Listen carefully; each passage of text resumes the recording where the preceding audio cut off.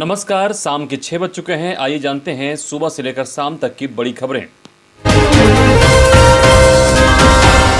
पहली और बड़ी खबर, पुलिस के मुठभेड़ में मारा गया पीएलएफआई उग्रवादी शनिचर सोरेन।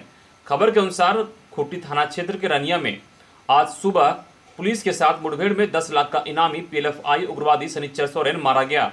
सीआरपीएफ और पुलिस की टीम ने रनिया और गुदड़ी के बीच स्थित जंगल में पीएलएफआई उग्रवादियों के जमावड़े की सूचना पाकर घेराबंदी की। पुलिस को देखते ही पीएलएफआई उग्रवादियों ने गोलीबारी शुरू कर दी, जिसके जवाब में पुलिस ने भी फायरिंग की। दोनों पक्षों के बीच 2 घंटे से अधिक समय तक चली मुठभेड़ में मोस्ट वांटेड शनिचर सोरेन मारा गया। शनिचर सोरेन गुमला जिले के कामडारा प्रखंड अंतर्गत सरिता बड़काटोली गांव का रहने वाला था। वह पीएलएफआई के सुप्रीमो दिनेश गोप का सबसे विश्वस्त कमांडर माना जा रहा था। अगली खबर की बात करें तो बेरोजगार युवाओं के मुद्दे पर अब राज्य सरकार की नीतियों के खिलाफ सड़कों पर उतरे भाजपा। खबर के अनुसार भारतीय जनता युवा मोर्चा शनिवार को राज्य सरकार की नीतियों के खिलाफ सड़कों पर उतरा। खासकर युवाओं से जुड़े सवालों को लेकर हेमंत सरकार को घेरा। राज्य के अलग अलग 100 से अधिक स्थानों पर मोर्चा की ओर से घड़ाफोड़ कार्यक्रम का आयोजन किया गया। बिरसा चौक रांची में आयोजित कार्यक्रम में प्रदेश अध्यक्ष और सांसद दीपक प्रकाश भी शामिल हुए।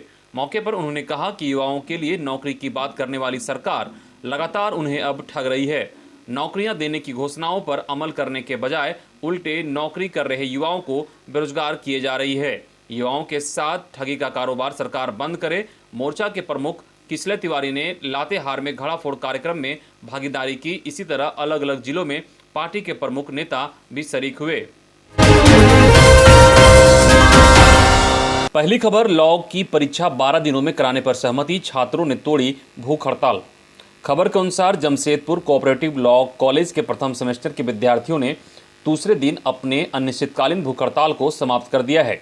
अगले सेमेस्टर में प्रमोट करने को लेकर अनिश्चितकालीन भूख हड़ताल पर बैठे विद्यार्थियों को केयू के सीनेट सदस्य कुणाल सांडगी ने परीक्षा आयोजित करवाने का वादा किया। कुणाल सांडगी ने इस मुद्दे पर कुलाहन विश्वविद्यालय के वाइस चांसलर से भी बात की। कुणाल सांडगी के आश्वासन के बाद उन्होंने छात्रों को कोल्ड ड्रिंक पिलाकर हड़ताल खत्म कराई। कुलाहन यूनिवर्सिटी के सीनेट सदस्य होने के नाते कुणाल सांडगी विद्यार्थी से बातचीत करने आए थे, जहां उन्होंने विद्यार्थियों को आश्वासन दिया कि शनिवार 4 बजे तक पहले सेमेस्टर के विद्यार्थियों की परीक्षा का रूटीन कुलाहन की वेबसाइट पर जारी कर दिया जाएगा। साथ ही 12 दिनों के अंदर परीक्षा का संचालन भी किया जाएगा। अगली बड़ी खबर, आज रात 8 बजे से 34 घंटे की संपूर्ण तालाबंदी, आवश्यक सेवाओं को छूट। खबर के अनुसार कोरोना संक्रमण की चेन को तोड़ने के लिए झारखंड में 1 जुलाई से कुछ राहत देते हुए अनलॉक 5 के तहत हाट बाजार रात 8 बजे तक खुल रहे हैं। राज्य के अंदर बसों का परिचालन भी शुरू हो गया है। झारखंड में 3 जून 2021 से अनलॉक 1 शुरू हुआ। इसके बाद एक सप्ताह के लिए स्वास्थ्य सुरक्षा सप्ताह बढ़ाया जा रहा है, जिसके तहत आज शनिवार की रात 8 बजे से वीकेंड लॉकडाउन शुरू हो जाएगा, जो सोमवार की सुबह 6 बजे तक प्रभावी रहेगा। सोमवार की सुबह 6 बजे के बाद सामान्य दिनों की तरह पूर्व से चली आ रही छूट और प्रतिबंध जारी रहेगा। राज्य सरकार के आपदा प्रबंधन प्रभाग के 30 जून को जारी आदेश के अनुसार अगले आदेश तक प्रत्येक रविवार को पूर्ण साप्ताहिक लॉकडाउन जारी रहेगा। इस दरमियान फल, मिठाई, सब्जी, राशन की दुकानें पूरी तरह से बंद रहेगी। इस अवधि में अनावश्यक घरों से निकलने पर भी प्रतिबंध रहेगा। रविवार के लिए जारी पूर्ण लॉकडाउन का यह आदेश दूध के आउटलेट, दवा दुकान, डायग्नोस्टिक सेंटर, क्लिनिक, अस्पताल, petrol pump, LPG, CNG outlet, restaurant से होम डिलीवरी पर लागू नहीं होगा। राष्ट्रीय राजमार्ग के किनारे का dhaba, cold storage, warehouse और माल ढुलाई पर भी प्रतिबंध नहीं होगा। इधर झारखंड में भी कॉलेज, स्कूल, कोचिंग खोलने को लेकर अब भी संशय बरकरार। बता दें कि कई राज्यों में कोरोना के कारण लंबे समय से बंद हुए स्कूलों को अब फिर से खोलने की प्रक्रिया शुरू हो गई है। इधर यूपी में 1 जुलाई से ही स्कूल खुल गए हैं। मध्य प्रदेश के सीएम शिवराज सिंह चौहान ने कहा है कि अगले 25 से 26 जुलाई से 50% क्षमता के साथ 11वीं और 12वीं की कक्षा शुरू हो सकती है। वहीं बिहार में करीब 3 महीने के बाद एक बार फिर से सीनियर वर्ग के बच्चों के लिए स्कूल कॉलेज को खोल दी गई है। वहीं गुजरात ने भी 15 जुलाई से 12वीं कक्षा के अलावा कॉलेजों और तकनीकी संस्थानों को 50% क्षमता के साथ कक्षाएं शुरू कर दी है। हरियाणा सरकार ने भी 9वीं से 12वीं तक की कक्षाओं के लिए स्कूल 16 जुलाई से खोल दी है। वहीं महाराष्ट्र सरकार ने भी वर्ग 8वां से लेकर 12वीं तक के विद्यार्थियों के लिए 15 जुलाई से ऑफलाइन कक्षाएं की प्रक्रिया शुरू कर दी है। इस तरह से देखा जाए तो कई राज्यों ने सीनियर स्टूडेंट्स के लिए कॉलेज व अन्य शिक्षण संस्थान खोलने की अनुमति दे दी है। हो सकता है कि झारखंड सरकार भी अनलॉक 6 में कोचिंग, कॉलेज व स्कूल, मंदिर व खोलने की अनुमति दे दे, पर तीसरी लहर की आशंका के बीच शायद ही मुख्यमंत्री हेमंत सोरेन ऐसा रिस्क ले। बता दें कि झारखंड में स्कूल खोलने को लेकर कुछ लोग व संघ लगातार आवाज़ उठाते नजर आ रहे हैं। हालांकि अभी तक जो स्थिति नजर आ रही है उससे यह कहा जा सकता है कि फिलहाल राज्य में स्कूल खोले जाने की कोई संभावना नहीं है। झारखंड में अनलॉक 5 के तहत कुछ छूट के साथ बाजार खुले हुए हैं, लेकिन स्कूलों को लेकर निर्णय नहीं लिया गया है। हो सकता है कि अनलॉक 6 में सरकार कुछ स्कूल, कॉलेज को लेकर फैसला ले। एक और बड़ी खबर की ओर रुख कर लेते हैं। अब बाल कल्याण के लिए जेजेबी और सीडब्ल्यूसी को मजबूत करने में जुटी सरकार।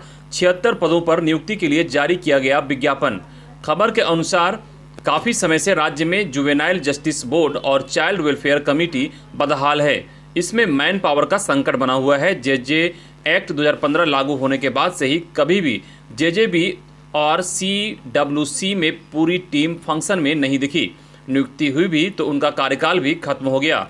अभी जिन जगहों पर टीम है भी तो एक्सटेंशन पर ही काम चलाया जा रहा है। इन समस्याओं के चलते बच्चों के पुनर्वास, समुचित देखभाल संबंधी योजनाएं प्रभावित होती रही है। अब सरकार ने इसकी सूद ली है। महिला, बाल विकास और सामाजिक सुरक्षा ने विज्ञापन जारी किया है। जेजेबी और सीडब्ल्यूसी में नियुक्तियों के लिए योग्य कैंडिडेट से आवेदन मांगे गए हैं। कैंडिडेट के पास जरूरी योग्यता झारखंड जेजे एक्ट 2017 के अनुसार होनी चाहिए। आवेदन करने की अंतिम तिथि 16 अगस्त रखी गई है।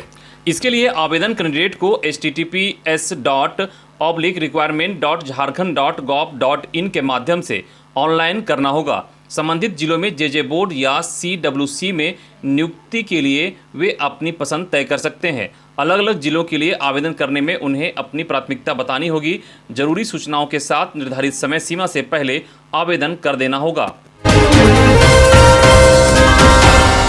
एक और बड़ी खबर की ओर रुख कर लेते हैं। झारखंड में शुरू होगी मोहल्ला क्लास। कोरोना काल में बच्चों को पढ़ाएंगे स्थानीय युवक व रिटायर्ड टीचर्स। खबर के अनुसार कोरोना काल में झारखंड में स्कूली शिक्षा एवं साक्षरता विभाग ने विद्यालय खुलने तक बच्चों के पठन पाठन के लिए मोहल्ला क्लास शुरू करने से संबंधित प्रस्ताव आपदा प्रबंधन विभाग को भेजा है। आपदा प्रबंधन विभाग से अनुमति मिलने के बाद मोहल्ला क्लास शुरू की जाएगी। झारखंड के स्कूली शिक्षा एवं साक्षरता विभाग के प्रस्ताव के अनुरूप स्थानीय स्तर पर बच्चों के पठन पाठन की व्यवस्था की जाएगी। इसमें शिक्षकों के साथ साथ स्थानीय युवक व सेवानिवृत्त शिक्षकों की भी सहायता ली जाएगी। अलग अलग कक्षा के बच्चों के लिए अलग अलग समय का निर्धारण किया जाएगा। वहीं आंगनबाड़ी केंद्रों में भी मोहल्ला क्लास चलाने की तैयारी है। पिछले माह विद्यालय प्रबंधन समिति के सदस्य, मुखिया व शिक्षकों के साथ हुई ऑनलाइन बैठक में मोहल्ला क्लास चलाने को लेकर विचार विमर्श किया गया था। अगली खबर, पेट्रोल व डीजल की बढ़ती कीमत का कांग्रेस ने किया विरोध।